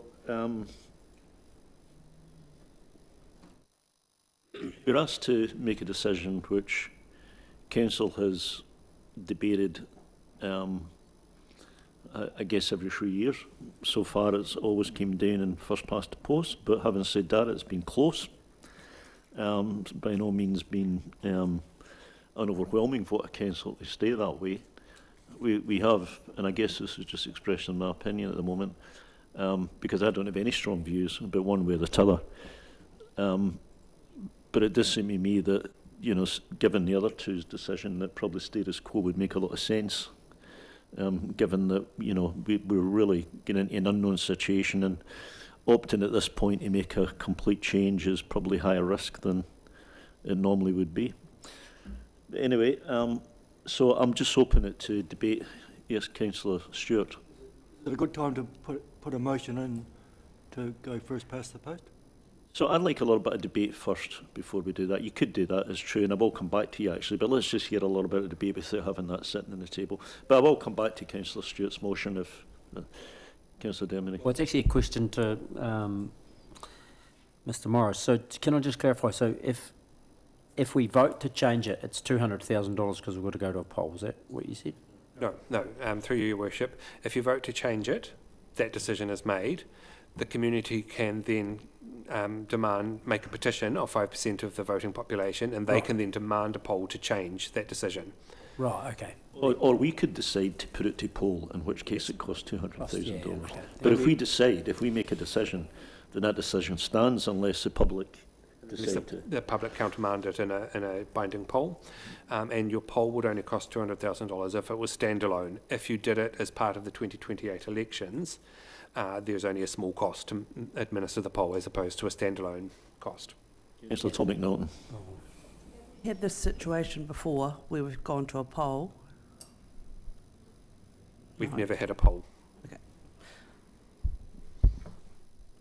Councillor Crackett and then Councillor Lush. Thank you. And I think you brought up a really good point there. And of course, thank you very much for clarifying it, Michael, in that whatever process, well, whatever comes out the end of whatever process we go through with either the LGC or a Head Start would be mandated. So the decision that we make now actually shouldn't really have any relevance on what could come, because what could come will happen regardless. So I guess I'm nothing if not consistent, and this will be my fourth term for fighting for STV, because I think it is a consistently fairer system where no vote is lost. With first past the post, if your chosen champion doesn't get the position that they're looking for, all of those votes that have been attributed to that person no longer count in theory. With an STV system, you get your order of preference, and so it moves from one person's kete to another person's kete, and then so forth and so forth. So you get the overall majority of sentiment from your wider public for whoever the successful candidates are. So that is my pitch, and I'll put it out there, but I would be happy either way. Councillor Lush. It just might more a question of clarification. I am in favour of STV, but I'm also realising that change can be difficult and change can be confusing, particularly when people's engagement with local body government is at an all-time low. Michael, can you explain to me, if we went with STV and we've got a combined council and a Head Start of everyone together and there's wards, would this all happen in the same election? There'd be STV. If we're successful, there'd be STV and there'd be wards, and there could be a whole there could be 3 changes for people, could there? Yes, through Your Worship, and in essence, if that is what is determined in either Head Start or in any amalgamation, and there is a determination to move to STV, then yes, you would be moving to wards and an amalgamation where there was one council, and moving to an STV voting system for those wards and for the mayoralty. Which is a lot. The fact that we had determined it was STV wouldn't change. You know, we wouldn't be able to drag the other two. It would be a decision of government or by the commission, depending on who. Government commission or the transition body that is implemented by the commission.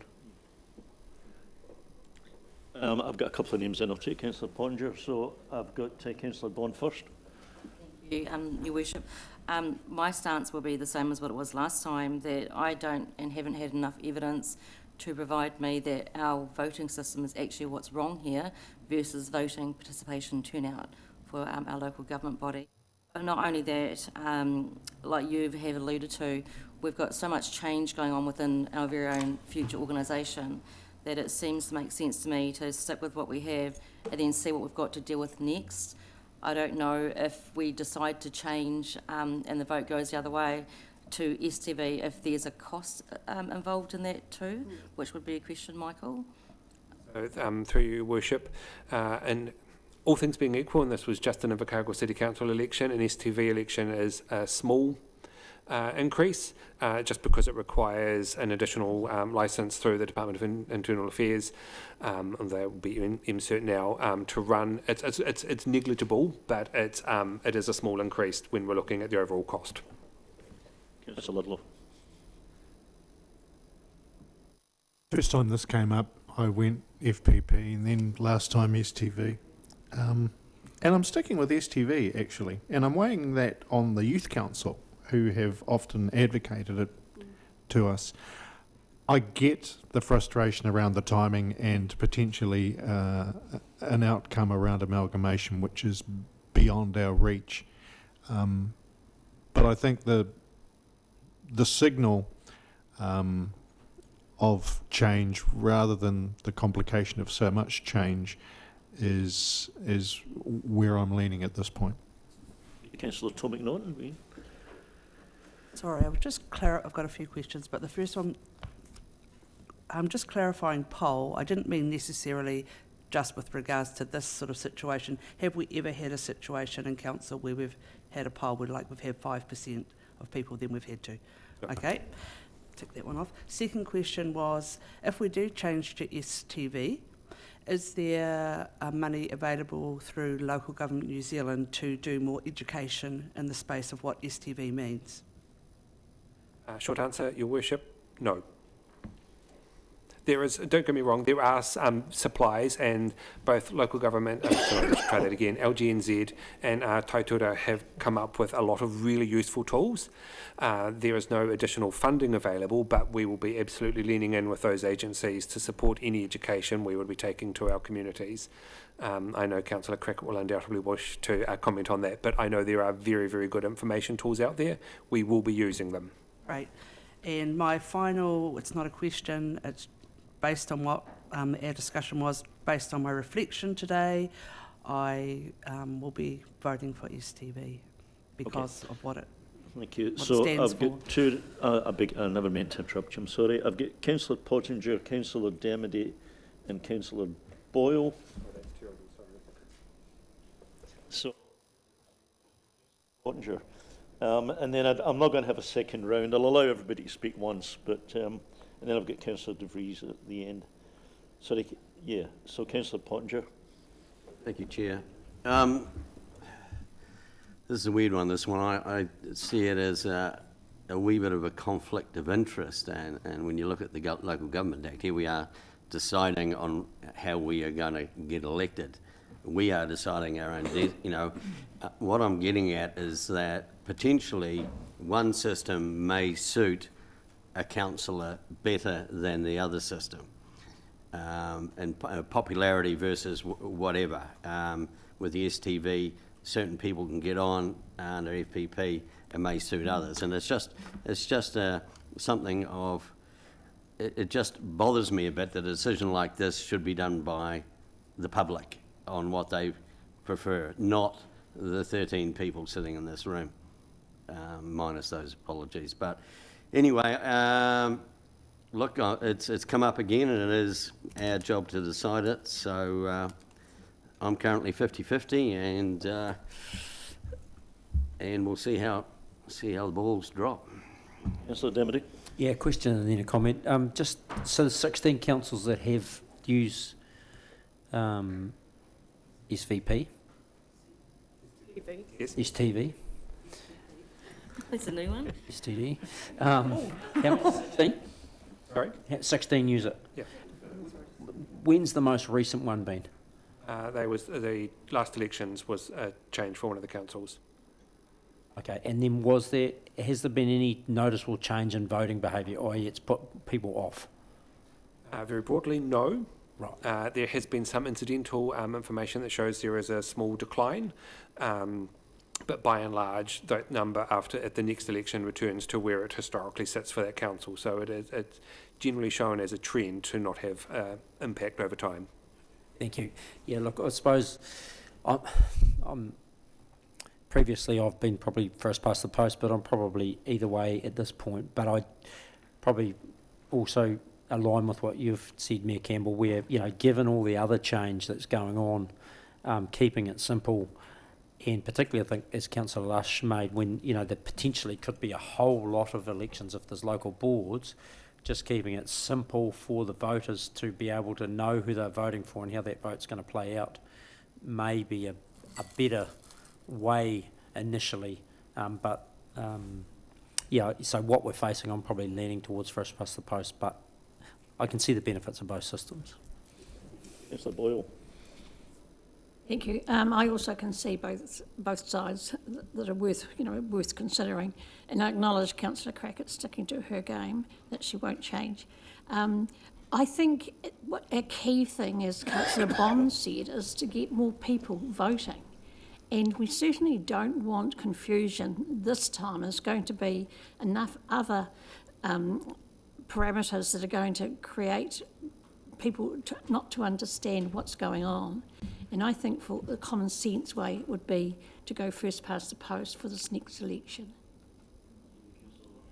Could I make a proposal that we stay first past the post this time, and then in the first election, 2031, that we go to STV? Is that something that's reading the mood of the room, and perhaps might be is that within the remits of what we've got? Councillor, if you stay with the status quo, then between 2028 and 2031, the council will be asked this question again. If you make a change, then it's in place for 2 elections.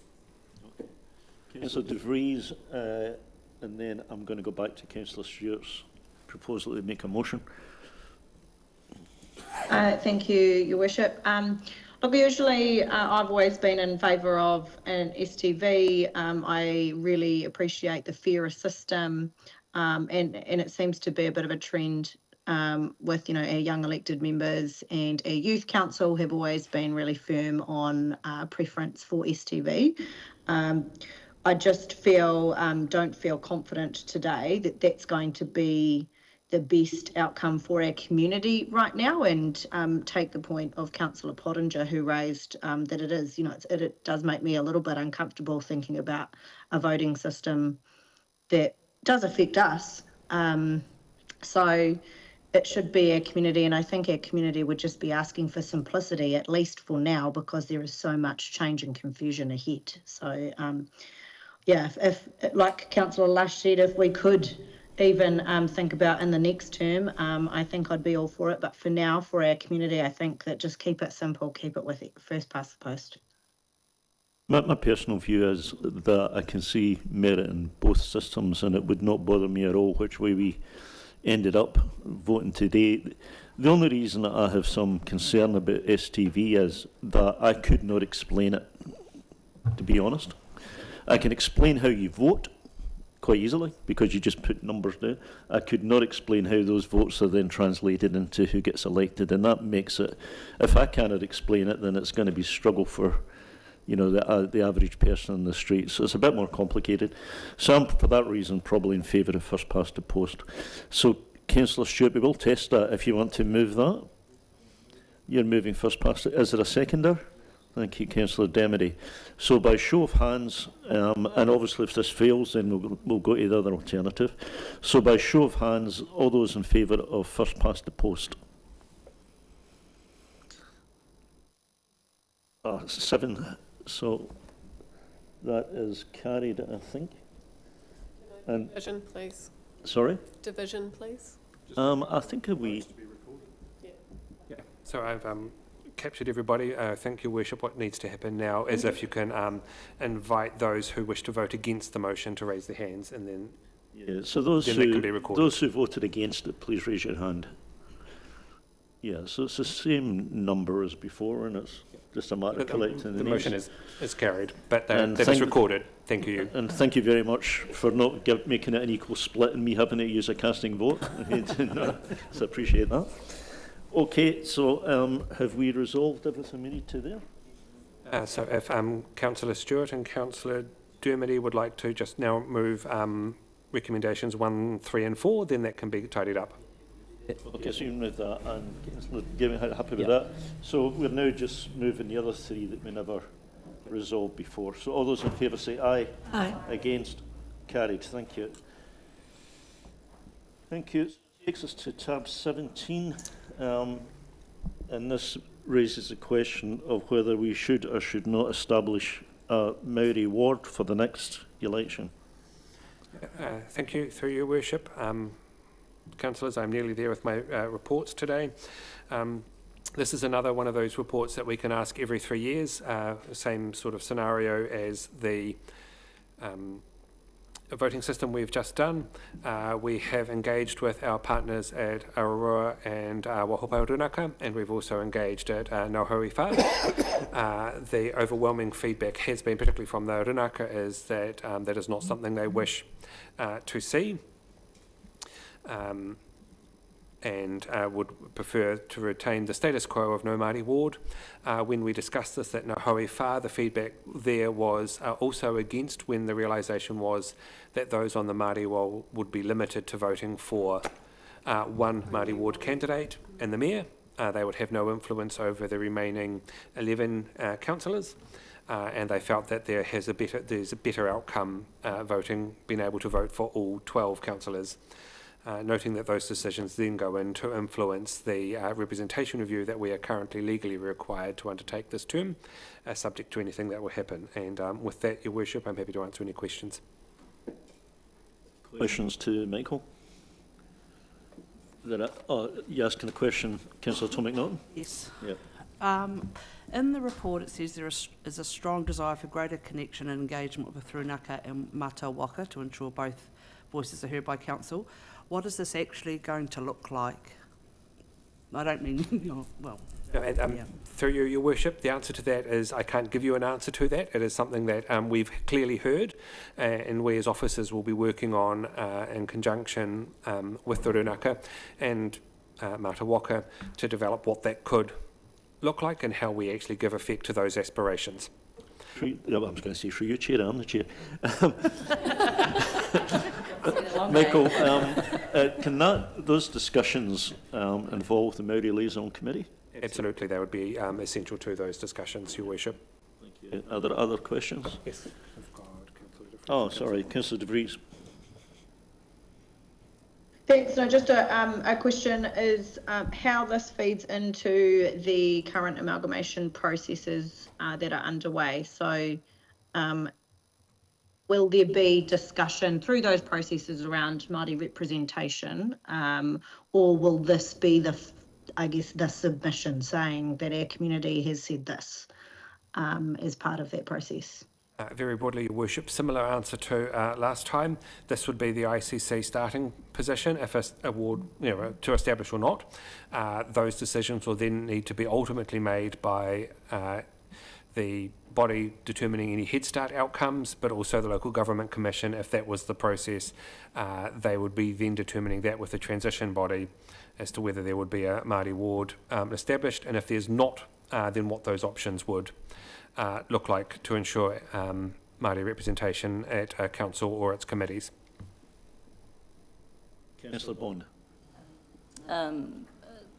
Mr Morris actually literally just answered my question. I did have one question back though. With our Māori Liaison Committee that was touched upon, Mata Waka engagement could happen through that, will there be a future budget attached to that? That will be something, through Your Worship, that we will develop. And if there needs to be a budget enabled with that, I will be speaking very kindly and looking very pleadingly at our GM of Finance. Perfect. Thank you. Great answer. Okay, so... Would you like a motion, Mayor Campbell? Well, yeah, I think so, Councillor Ludlow. So I'm happy to move one, that we receive the report, and two, we resolve not to establish a Māori ward for the 28 elections. Yes, we have a move on the seconder. Is there any further discussion? I'll give you my view is that we have respected in the past the view of Ranaka and Marawoka, and that, you know, their view should be given particular weight. If their view is clearly that they do not wish to go down this track, then to me that's a slam dunk, you know, answer. So we're going to move on a second. Is there any other discussion? All those in favour? Now we have the motion is that we do not establish a Maori ward. All those in favour say aye. Aye. Against? Carried. Thank you. And we have you moved. Did you move all four? So, Your Worship, with the ward not being established, number 4 is redundant, but number 3 is still noted because the community can still demand a poll. So I would happy to include number 3. Yes, same. Okay. So all those in favour say aye. With number 3 against? Carried. Thank you. Sorry, Councillor Tom McNaughton. The discussion that we've had just before with regards to budget, etc., where does, and the possible plan, where does that go next? Into the LTP. Go to you and then LTP? Ultimately through the long-term plan, but there will be further discussions that will come back to council as required. I mean, I don't want to go up now, but I must admit I wasn't quite clear what was being proposed because other committees don't have budgets as committees. I mean, particular activities will have budgets, but the committees don't have budgets on their own. But anyway, we can discuss that when we get to that point. Okay, takes us to tab 18, civic support for Southern Institute of Technology in China. Do you mind if I speak to that? Absolutely, Your Worship. Give my voice a break. Okay. So, last month, there was a delegation of polytechnic heads and university heads who went with Minister Simmons to China. They met with, you know, a lot of people. There were a lot of invitations to go back, both directions. Chief Executive of SIT, Bharat Guha, who's, you know, very active, as we know, decided to strike while iron is hot and has established a number of invitations to visit Chinese polytechnics through the course of October, or late October. He spoke to me about the fact that it's very important in China to be able to demonstrate that there's civic support for students that are going to be arriving in a different country. A lot of weight put on it. He asked me initially whether I would be able to go to all of those visits, because Mayor Tim had done that a number of times actually over the years, whether I'd be able to accompany him, and it was, I think, 16 days. 16 days, and I said, look, no, it's too, I've got other things to do. So he asked me whether Councillor Crackett could attend part of it, and I said I would speak to her about it. Actually, Councillor Crackett joined the meeting. What I did promise, though, is that because of the importance of Sushan in particular, that I would attend that part of the visit, because it would be seen as strange if we went there to Sushan to visit Sushan University and the mayor never went. So the proposal is that we join that SIT delegation, we being myself and Councillor Crackett. SIT have offered to pay, because they will be the beneficiary as they get more students back. The SIT will pay for all of my costs. They've asked, though, that in Councillor Crackett's case, if we would pay the return fare to China and internal flights, and they'll pay for hotels and other incidentals. So it would work out for us to join this trip for Councillor Crackett and me for about 5 days, and Councillor Crackett for the whole trip. It would work out a cost of about $3,000 to just under $3,000 actually to the city. It would coincidentally, but not entirely coincidentally, also mean that we would have visited Sushan in a civic capacity this term and would avoid the need for a second visit. And I think, as has been pointed out by other councillors, rather than just go on sister city visits, we should really be going on, purposeful trips with a particular, purpose in mind, and this one certainly has that as part of it. So I would recommend it to you. Michael, was there anything else you were going to add? No, I'd only add, Your Worship, very broadly, that the invitation was there and it is within existing budgets. So any discussion, Councillor Boyle? I was going to move it unless we want to have discussion Thank first. you, Councillor Tom McNaughton. I just have a question. if that's Yes. okay. What specific outcomes is SIT wanting to achieve with this? Is it going to be, 50 more students from China, or do we know that sort of outcome? Yeah, well, look, it's something that I discussed with Barra, and in fact, he gave me an example by bringing over a number of tutors to meet me.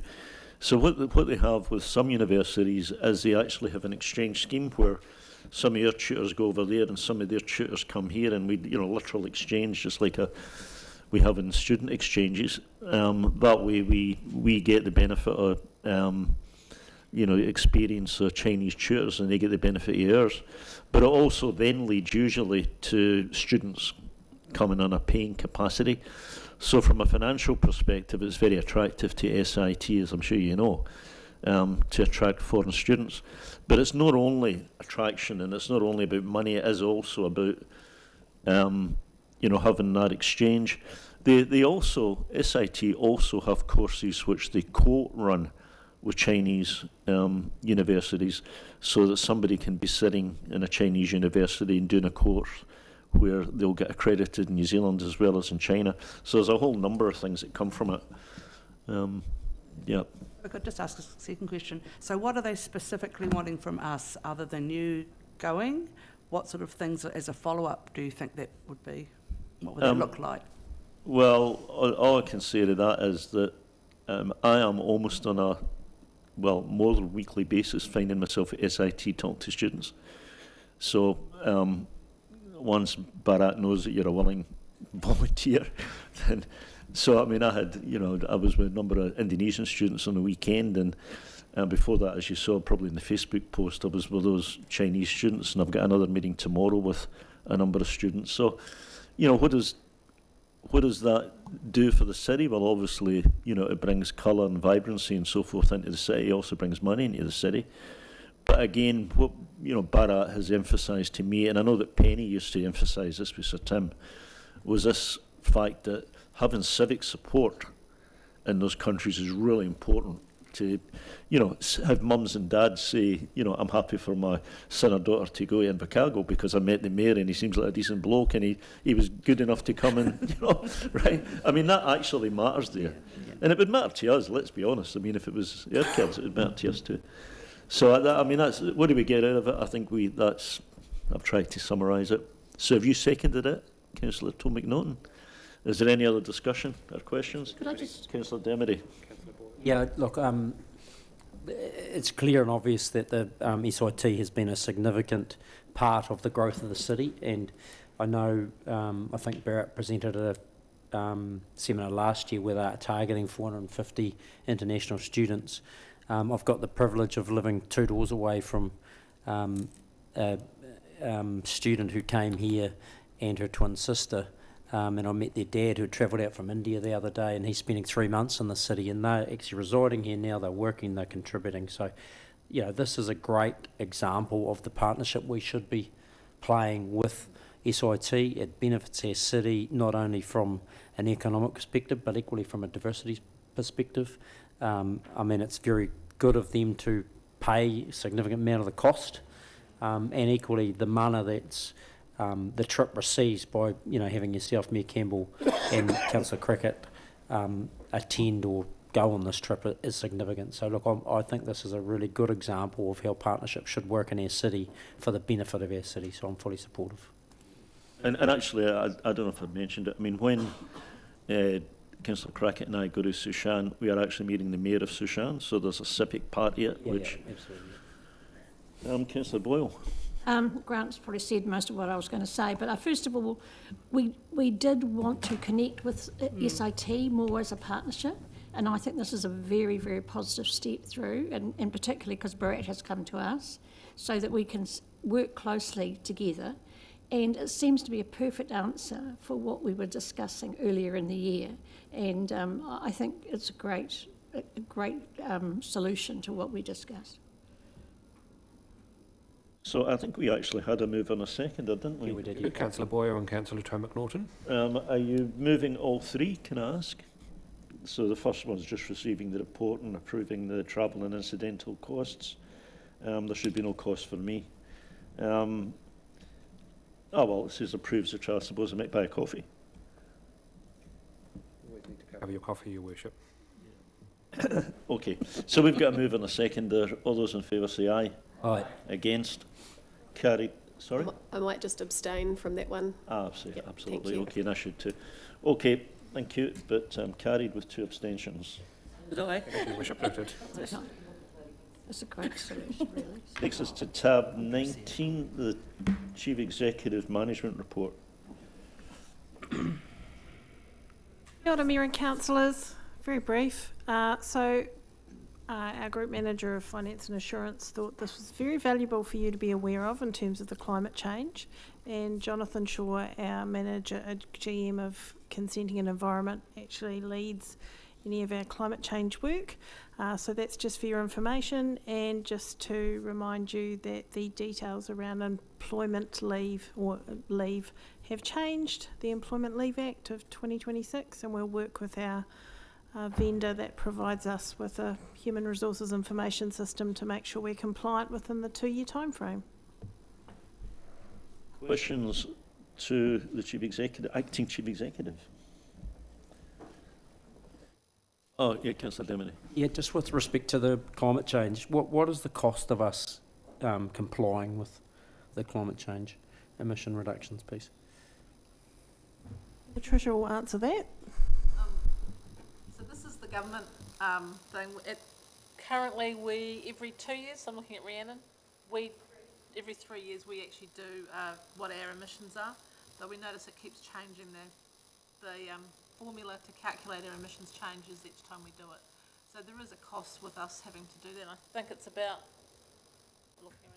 20, 30,000 each time. It's the amount of information we have to provide to do our own climate analysis is significant, because it's done based off our invoices. I was also meaning, what's the wider cost? So, you know, changing to electric, doing all that other stuff. What have we worked out the aggregated cost of this? No.